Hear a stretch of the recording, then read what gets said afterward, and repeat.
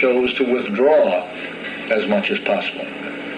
We would go for months at a time where he wouldn't even say anything, and where the president would say, "What do you think about that bill going up to that committee?" And he'd say, "I don't know." He chose to not be involved.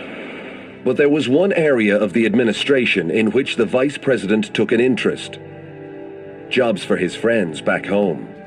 The only conversations I participated in with Lyndon Johnson was on patronage in Texas. That he involved himself totally and actively. The vice president would complain once a month about patronage. And when he wanted to see the president, Walter Jenkins would call me, and it would almost be a demand. Upon this occasion, he would go in to see the president. The president would buzz me, and I would go in, and the conversation would go something like this: "I thought I told you all patronage," and I had an agreement with Lyndon when he took the vice presidency that all patronage would be cleared through him. And I would say, "Yes, sir, you did." And he'd say, "Well, Lyndon, tell him what the problem is." And Lyndon would tell me 99% of the time it's not accurate. And my dad. And it used to be an act. The president would give me hell, and I would apologize, and I'll check it and take care of it. And after he left, we both sort of chuckle about it. JFK's advisors soon realized that Jackie Kennedy was proving a real asset to the administration. Her sense of style and her huge public appeal, compared to the relative frumpiness of previous first ladies, was having a big impact on the president's popularity. She was a great national asset when she did something, the beautifying of the White House, or the really introduction of some culture into the dinners at the White House. These were national contributions, and although they didn't look political, and certainly looking back, they were setting the character really in the style of the Kennedy administration to a very great degree. But the president has suddenly realized what he's got, and he is attempting to use it. I think he was taken aback with the way she was received when she traveled, and particularly the image that she portrayed of the United States in foreign countries. He should have suspected, we all should have suspected, but to see it was something new. So I think this all rather fit into a sudden realization of the great asset he had. Everywhere Jackie went, she attracted huge media attention. Remember when Jack and Jackie went to Paris, and that was on their way to Vienna. And Jackie had made a great impression, especially on de Gaulle. And Kennedy said, "I do not think it altogether inappropriate to introduce myself to this audience. I am the man who accompanied Jacqueline Kennedy to Paris, and I've enjoyed it."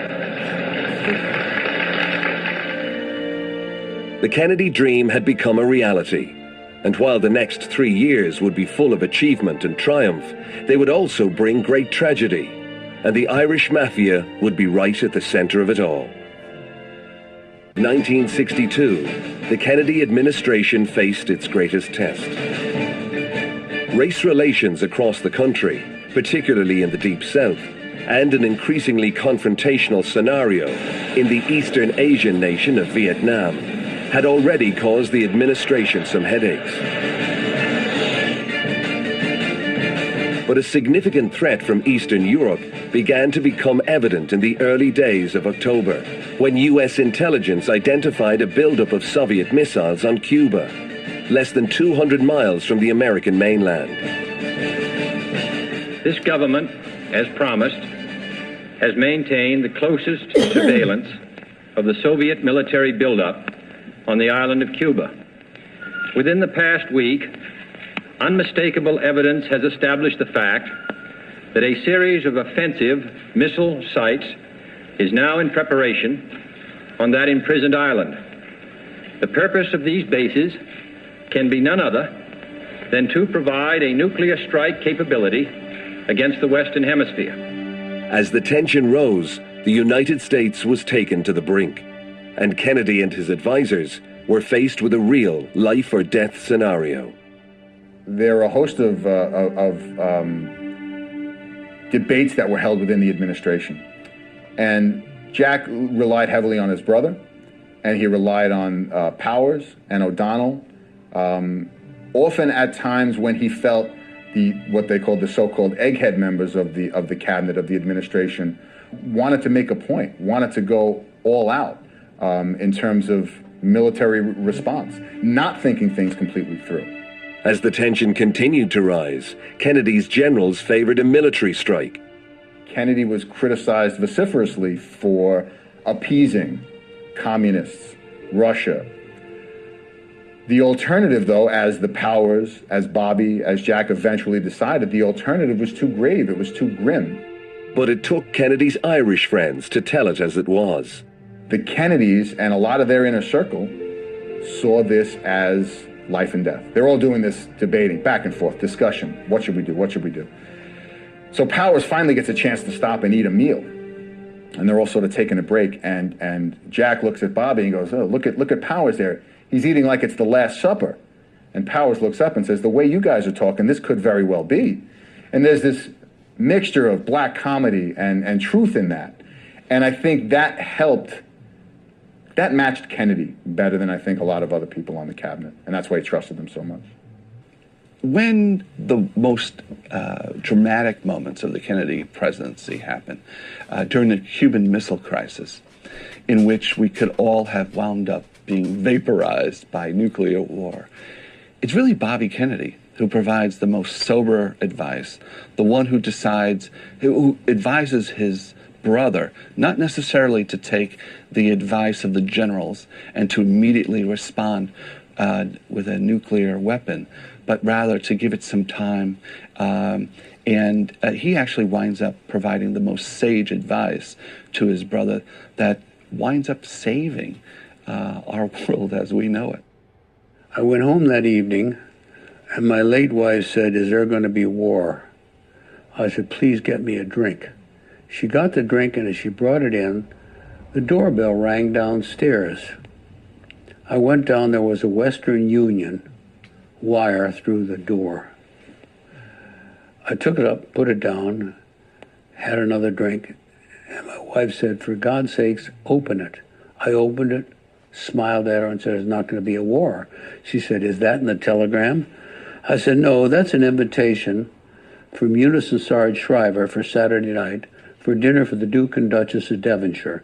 And Eunice would never allow World War III to interfere with her social plans. After 13 days, the crisis was averted, but not before the US had been brought to the verge of nuclear war.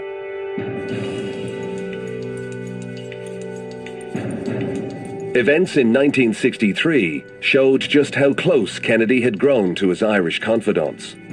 In the spring of that year, a visit to Europe was proposed, and JFK suggested the inclusion of Ireland as a stop. Well, this was a personal trip that President Kennedy made. This was not for political reasons, clearly. His closest advisors were opposed to the visit. Kenny O'Donnell is among the people looking at it very practically, telling the president there's no political gain here. He didn't want him to go to Ireland because he just thought, you can do this later. Right now, politically, it doesn't make any sense. It's not going to hurt you, but it's not going to help you. So it's clear that he's determined to make this trip. And it's, I think it goes back to his trip in 45 and 47, particularly the trip in 47, when he's a young congressman and he's in Dublin with his sister, Kathleen. But he goes off on his own and goes to Wexford to find his roots. And I think that trip made such a powerful impression on him that when the time comes, when he's president of the United States, he's going to Ireland. And it was more than sentiment, I believe. It was, and it certainly was not about political calculation. The president's mind was made up, and the Irish mafia packed their bags. He wanted these guys to go with him. They were more than happy to go. The visit to Ireland was preceded by a trip to Germany.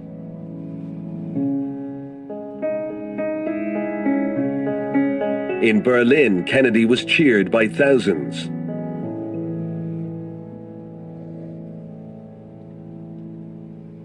His visit to Checkpoint Charlie and the Berlin Wall was reported all over the world. It appeared nothing could top his speech of the 26th of June. As a free man, I take pride in the words, Ich bin ein Berliner.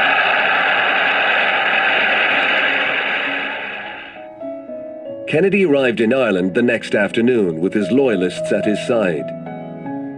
It was a riotously, fun trip. It was highly emotional, emotionally charged, hugely nostalgic. It was really one of the high points of being with Kennedy and working in the White House. The Irish visit was a triumph. All over the country, tens of thousands turned out to see the young president. His visit seen as a transformational moment in Irish history. Ireland had struck a chord that he probably couldn't even explain himself, except that he did say, isn't it amazing, after all of these decades, to come to a place like this and feel as though you're home. Kennedy was accompanied by his sisters, Jean Smith and Eunice Shriver. Well, you have to know, in my house there were probably 24 photographs of that trip. In room after room, in my mother's bedroom, in the library, in the living room, in the family rooms, there were pictures of the motorcades and pictures of the meetings and pictures of the speeches and pictures of the tarmac greetings. John F. Kennedy, when he visited here as president, really felt at home. Dave Powers said it was among the happiest times that he ever saw the president as president, because he felt that he was relaxed. And of course, that was reflected in all of his speeches. His it is the Shannon, brightly glancing stream, brightly gleaming, silent in the morning beam, hold a sight in transit. Thus returned from travels long, years of exile, years of pain, to see old Shannon's face again, hold the waters glancing. Well, I'm going to come back and see old Shannon's face again.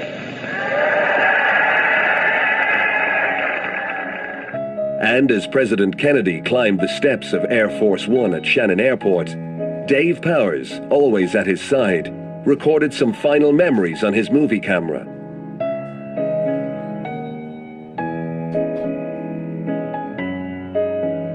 The absence of Jackie Kennedy, while noted, was understood. Her pregnancy had kept her in Washington to await the arrival of the baby in September. But there was to be a sad ending to her pregnancy, and once again Kennedy leaned on his Irish friends. He came out to me, I was at the desk, and he said, they've taken Jackie to the hospital. Jackie had a history of troubles with children, and we left just those who were there. The helicopter came, we ordered the helicopter, and we took off. And we talked about it and he was frightened.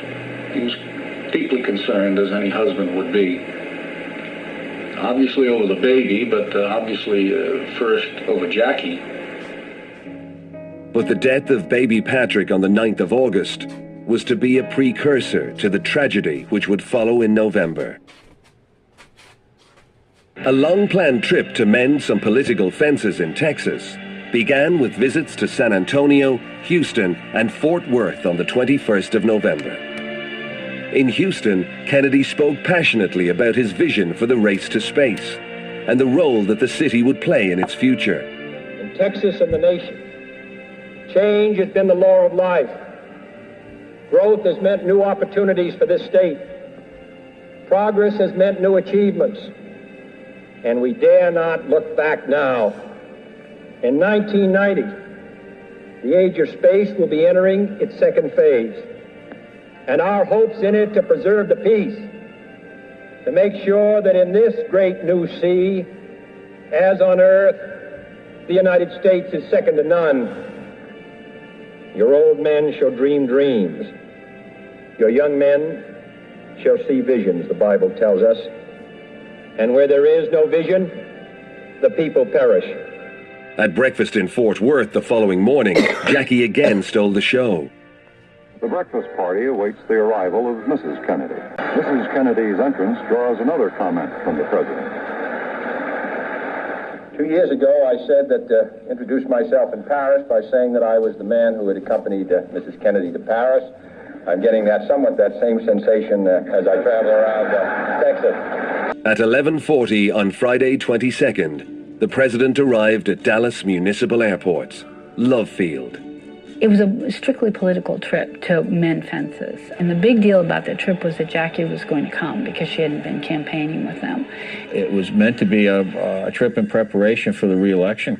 He had flown into the storm, and he had been part of a motorcade that day that looked like they did love him. That, you know, there was this throngs of people who welcomed Kennedy to the city. As the presidential motorcade traveled downtown through Dealey Plaza, shots were fired, and Kennedy was fatally wounded. Wouldn't you know, I wouldn't have my mic, and I couldn't find it.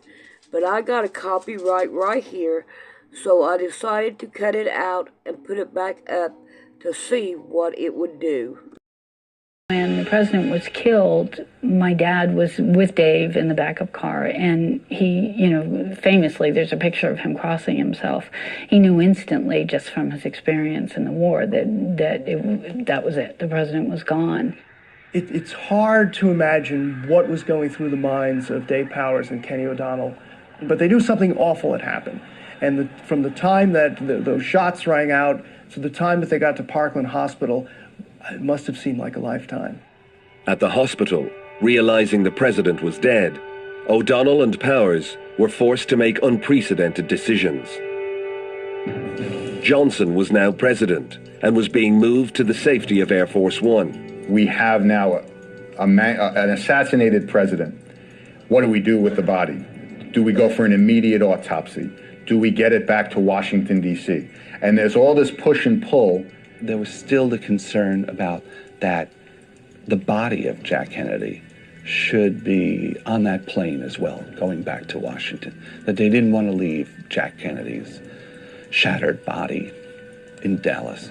And so the plane waited and waited and waited. Kennedy's brain trust had the family in mind. They had delicacy in mind. They basically had to take the body out of that hospital. I recall him talking about that the coroner out there refused to release the body, and Jackie wouldn't hear of it. She wanted out of there. And I believe they were doing what they had done their whole life, which was sort of protecting the Kennedy family and the Kennedy legacy.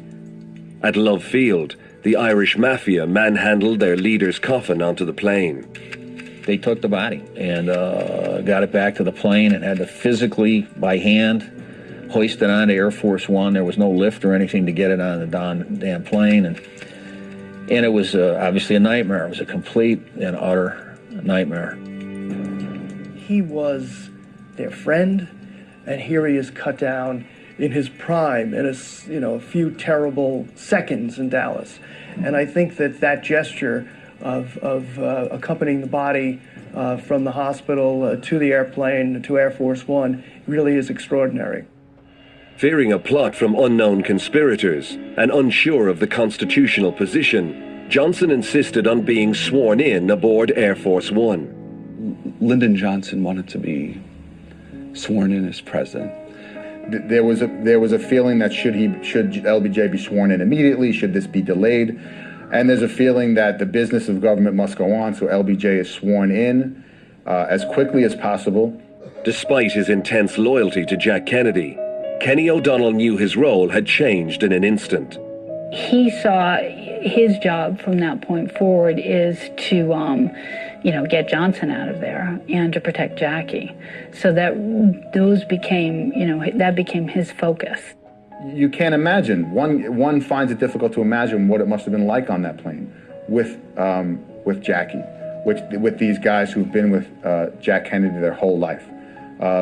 The emotions must have been crippling, and it's hard to imagine being there.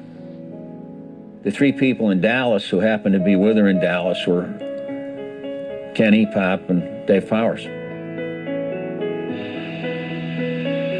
And they flew back with her with the coffin, and the trip back was extraordinarily upsetting.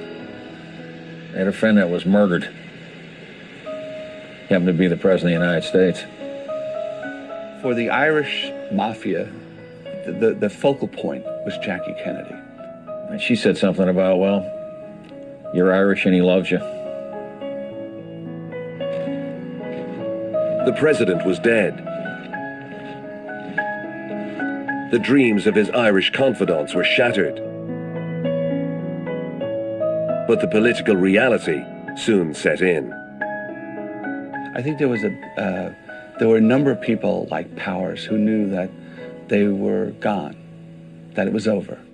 The new president, conscious of the effectiveness of the Kennedys' team, however, prevailed on some to remain on. People like Kenny O'Donnell were kind of, at least for the time being, used by Lyndon Johnson, and they were kept on in the White House. But eventually O'Donnell found it impossible to stay, because once Jack was dead and Bobby decided that he couldn't stand Johnson, he already knew that, but he couldn't stay any longer, O'Donnell decided to leave. So it was really over once Dallas happened. JFK was gone, but the question remained, could another Kennedy take his place? And would the Irish Mafia be there to witness it? Just 9 months after the assassination of his brother, Bobby Kennedy left the cabinet to successfully contest a seat in the United States Senate. Robert Kennedy's campaign for the Senate from New York in 1964 was, in many ways, a referendum on his brother's legacy. The Vietnam War had not really started. There was some battle, but not in earnest. The Civil Rights campaign, of course, was beginning to gather steam, but it too had not reached critical mass. So in a sense, it was an issue-less campaign. Kennedy sort of campaigned as a Kennedy, you know, as the fallen president's brother. But by 1967, when the senator for New York was contemplating a run for president, he was a changed man. You know, Bobby Kennedy was, in the 50s, a virulent, anti-communist fighter. He's changing. He's crippled. He's, again, seen two brothers die already. By 1968, he's had an epiphany, very much prompted by the assassination of his brother, that made Bobby Kennedy look at some of the deepest aspects of his soul. Bobby Kennedy's transformation by 1968 is one of the most remarkable transformations of any politician in American politics in the 20th century. He becomes a man very much devoted to the poor. He becomes a man devoted to the underprivileged, the people without any power. In the period since JFK's death, the Irish Mafia had drifted somewhat. Powers and O'Donnell had left the White House, but rejoined the campaign team, Kenny at the helm. A behind-the-scenes operator, he was quite ruthless, as just about any campaign manager has to be. But he had also changed. And yes, of course, he's still a politician, and yes, he finds himself still playing the game of politics. Larry O'Brien had the hardest decision to make. My father, at that point, was in Johnson's cabinet as a postmaster general, and he resigned from that position to join Bobby Kennedy's campaign. And he did that. That was not an easy thing to do, and President Johnson, who had enormous issues with Bobby Kennedy, I think felt personally hurt and aggrieved at that, which my father very much regretted, feeling that way, and that was not the intention, but he felt a high degree of residual loyalty to the Kennedy family, and that related to Bobby as well, but he wasn't, he felt obligated to do it. Dream of another Kennedy presidency ended on the night of June 6, 1968. When Bobby was gunned down in the kitchens of the Ambassador Hotel in Los Angeles. My brother need not be idealized or enlarged in death beyond what he was in life. To be remembered simply as a good and decent man who saw wrong and tried to right it, saw suffering and tried to heal it, saw war and tried to stop it. Those of us who loved him and who take him to his rest today pray that what he was to us, and what he wished for others, will someday come to pass for all the world. For Ted, the remaining Kennedy politician, the future was full of uncertainty. Well, I think he was enormously confused and emotionally bereft, having lost his other brother to such a violent act. And then the feeling that he had to be there for his nieces and nephews. So he was not only my father, but he was father to all my cousins. And so he was really the patriarch. And I think that this was an enormous stress and responsibility to put on someone, not only to be the public standard bearer, but to be the personal and private standard bearer for the family. By the time he's in the prime of life, he's lost 3 brothers. One in the war, the president, and his brother, Bobby. And then he has his own demons, of course. War-weary from 2 decades of intense political activism and shattered by the death of Bobby, the troika of Powers, O'Donnell and O'Brien went their separate ways. Dave Powers became the founding director of the JFK Library and presided at its dedication by President Carter in 1979. Larry O'Brien stayed in politics for a while. As chairman of the Democratic National Committee, his office was the primary target of the notorious Watergate break-in in 1972. He later served with distinction as commissioner of the National Basketball Association. Things did not end as happily for Kenny O'Donnell. He never came to terms with the deaths of Jack and Bobby, and struggling with alcohol, he died in 1977, aged just 54. As for the Kennedys, they continue to intrigue and fascinate, and to play a significant role in Irish-American relations. For 47 years, Ted Kennedy represented Massachusetts in the U.S. Senate. Ted Kennedy was probably the best politician of the Kennedys, by far. He became a very good politician, much like Honey Fitz, his grandfather.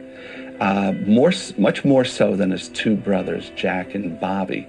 Ted knew how to work the levers of power in the Senate, and he was arguably the greatest legislator, certainly one of the greatest legislators of the 20th century in America. He subsequently agitated positively for Irish affairs in the United States, right up to his death in 2009. I mean, the contribution he made to Ireland beginning in the 1970s when he's collaborating with Tip O'Neill and Hugh Carey and Daniel Patrick Moynihan in the 70s and 80s, and then, of course, the role that he played in the Irish peace process is historic and a wonderful sort of end to a story that begins with famine immigrants and ends with, Senator Kennedy coming to Ireland's rescue in its hour of need. There's a wonderful poetry to that. Gene Kennedy Smith, as U.S. ambassador to Ireland, played a key behind-the-scenes role in the IRA ceasefire and subsequent Irish peace process. But what was it about the Irish Mafia, Jack and Bobby's friends and confidants, that made them so important to America's first family? There was such a deep sense of loyalty and friendship and almost family-like love that those men shared. These guys set aside their lives in devotion to Jack Kennedy, and they did it happily.